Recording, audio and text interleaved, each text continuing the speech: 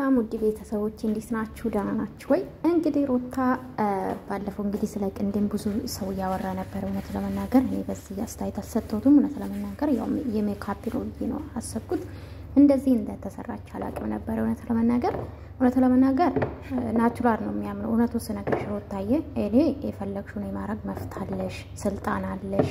ግን አንዳንዴ እውነት ለመናገር ፈጣሪን ማስታወስ አለብን ብዬ አስባለሁ። ለምን መሰላችሁ?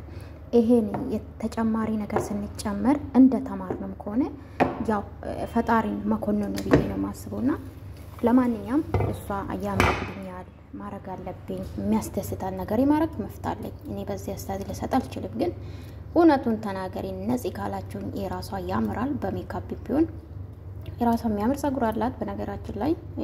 ስለዚህ ጸጉር አላት አንድ ሴት ጸጉር አላት ማለት ቅንድም አላት ማለት ብዬ አስባለሁ። ለምን መሰላችሁ?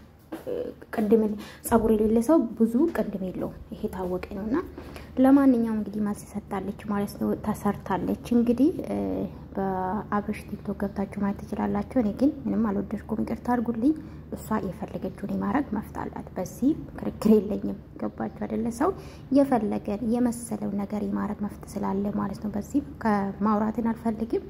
ለማንኛውም ሩታ መልስ ሰጣለች። ሄዳችሁ ቲክቶክ ላይ የአብርሽ ቲክቶክ ገብታችሁ ማየት ትችላላችሁ። ያው ትልቅ ነው። እኔ ብዙ እንጂ አላቅም። ያምራል። እናመሰግናለን። በርቱ።